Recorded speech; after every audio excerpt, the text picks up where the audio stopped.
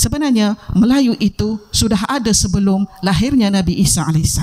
Ada orang Melayu melakukan pelayaran dan berhubung dengan orang-orang Rom dan Greek. Dan orang-orang Rom belajar bagaimana untuk membuat kapal dan berlayar di lautan dan membaca bintang-bintang daripada orang Melayu.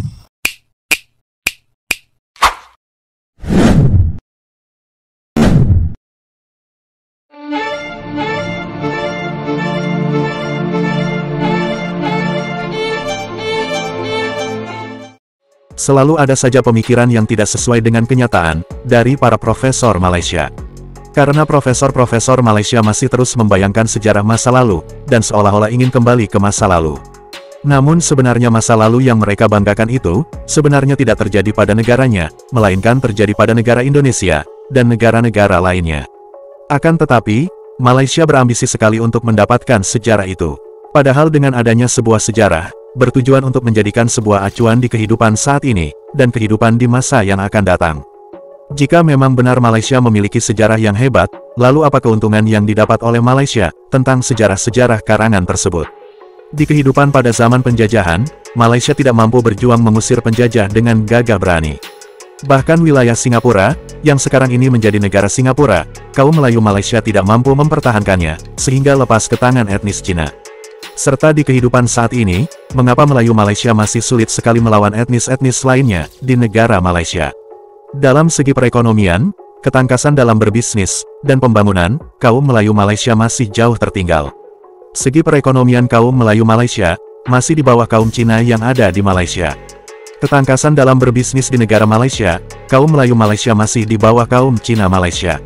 Pembangunan di negara Malaysia, warga asinglah yang telah membangun gedung-gedung perkotaan yang ada di Malaysia. Bukan kaum Melayu Malaysia yang telah membangunnya.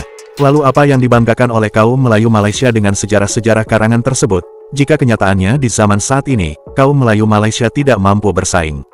Dan tidak mampu menjadi yang lebih baik dari kaum-kaum lainnya di negara Malaysia.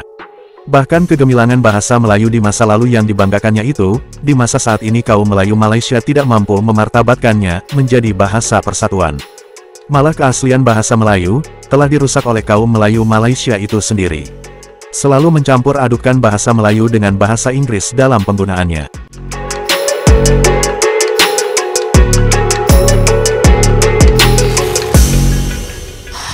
Bermulanya sejarah Melayu atau sejarah alam Melayu.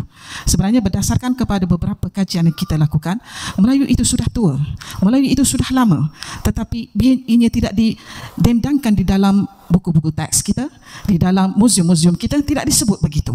Kenapa ini boleh berlaku? Karena kita telah dijajah. Apakah maksud penjajahan? Penjajahan bermaksud bermain dengan minda. Mereka cuba mengalihkan minda kita, mereka teroraskan minda kita. Disebabkan itulah Orientalis menyebut bahawasanya penjajahan minda ke atas bangsa lain apabila mereka datang ke tempat orang lain disebut sebagai intellectual terrorism. Ini disebut oleh Edward Said dan disetujui oleh Ibn Warraq. Itu takrifan saya secara ringkas. Sebenarnya Melayu itu sudah ada sebelum lahirnya Nabi Isa AS. Ini disebut oleh beberapa Western scholars sendiri menyebut, antaranya Richard L. Smith yang menyebut bahawasanya pada 1000 tahun BCE. 1000 tahun BCE disebut the first millennium of BCE. Kalau 2000 tahun, the second millennium of BCE. 3000 tahun, the third millennium of BCE. Jadi dia sebut the first millennium of BCE sudah ada orang Melayu melakukan pelayaran dan berhubung dengan orang-orang Rom dan Greek. Dan orang-orang Rom belajar bagaimana untuk membuat kapal dan berlayar di lautan dan membaca bintang-bintang daripada orang Melayu. Bila dia tertidur di bawah pokok bernama pokok Melaka, kemudian lalulah singa, kemudian pelanduk. Sebenarnya betul ke cerita tu Tuan Pengerusi? Pada hemat saya cerita itu tidak betul. Itu hanya rekaan penjajah. Kemudian ditulis dalam bahasa Jawi, dalam tulisan Jawi, untuk meyakinkan orang Melayu bahawasanya cerita itu betul, kerana dia dalam tulisan Jawi. Sebenarnya perkataan Melaka itu berasal daripada perkataan laka.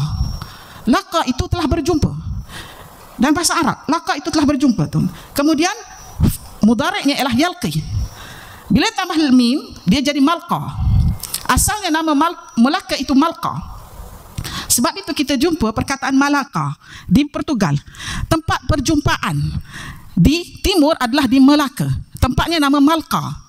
Bukannya disebabkan para miswara tertidur di bawah pokok Melaka. Dari sudut bahasa.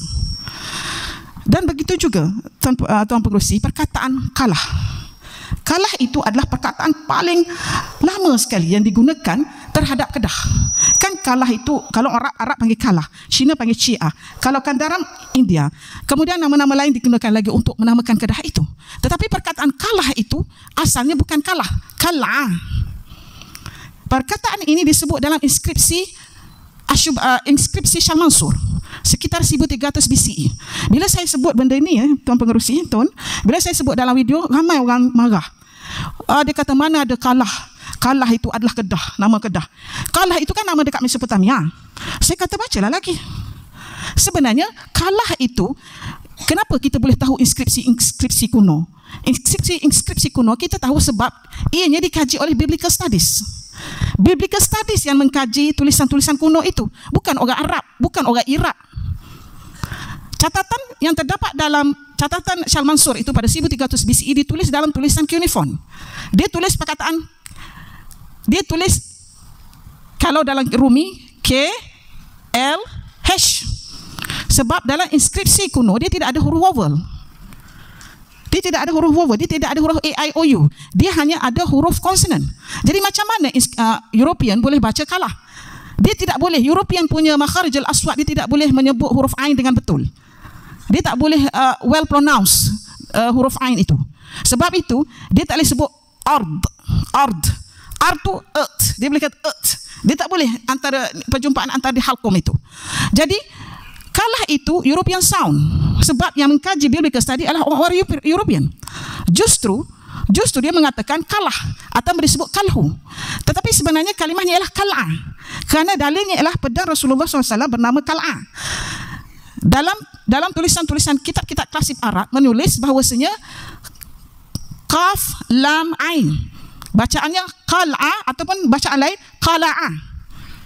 Dan pedang Rasulullah dinamakan kal'ah, qaf lam ain ya maksurah. Kal'ah. Jadi maksudnya itu, kenapa dinamakan pedang kal'ah? Kerana pedang itu dibuat di satu tempat bernama kal'ah.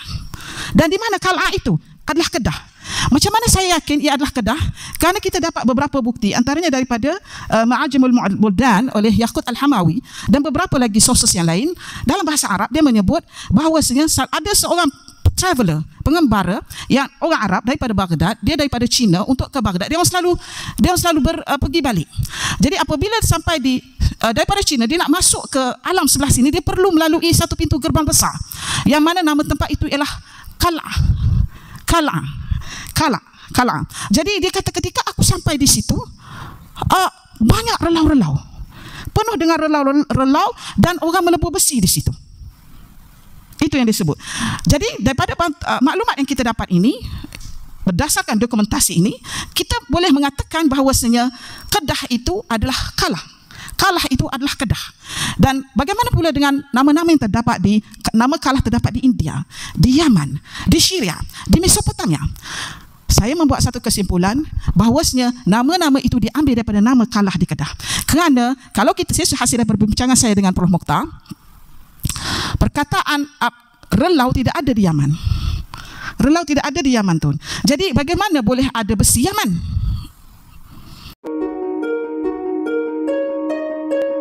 Hasil kajian sejarawan tempatan menunjukkan alam Melayu sudah diduduki manusia sekitar 72,000 sebelum Masihi atau kira-kira 2,000 tahun sebelum meletusnya gunung berapi Toba yang menggegarkan kawasan Asia Tenggara. Ia juga selari dengan teori Out of Sundaland oleh ahli Sains University Oxford, Dr. Stephen Oppenheimer, berasaskan analisis DNA, arkeologi dan etnologi yang mengatakan Asia Tenggara sebagai pusat awal peradaban manusia dinamakan Sundaland sekitar 16,000 tahun lalu. Melalui penemuan DNA juga, didapati masyarakat di alam Melayu adalah tamadun kedua tertua di dunia, mencecah 70,000 tahun selepas Afrika yang mempunyai manusia tua paling kuno sekitar usia 150,000 tahun. Teori Oppenheimer yang selari dengan bukti genetik oleh Human Genome Organization mengatakan benua Sunda ditenggelamkan banjir besar disebabkan kenaikan paras air laut menyebabkan hanya Kepulauan Melayu tinggal di atas paras air. Disebabkan itu, sebahagian besar penduduk benua Sunda terpaksa berhijrah ke tempat lain, termasuk ke Indochina dan Taiwan di utara dan ke Pulau Pasifik Selatan di timur serta ke Madagaskar di barat. Menurut Wan Hashim yang juga penulis Rumpun Melayu, Teori Migrasi dan Diaspora, satu lagi rumpun masyarakat Melayu ialah bangsa Polinesia, termasuk masyarakat Samoa di Hawaii dan Kepulauan Solomon yang berhijrah ke Kepulauan Pasifik atas pelbagai faktor. Kesemuanya berasal dari alam Melayu dan banyak menggunakan bahasa Melayu. Kebanyakannya sudah berhijrah lebih awal sekitar 5,000 sebelum Masihi, mungkin disebabkan berlakunya satu bencana alam atau malapetaka yang menyebabkan mereka berhijrah ke Kepulauan Pasifik.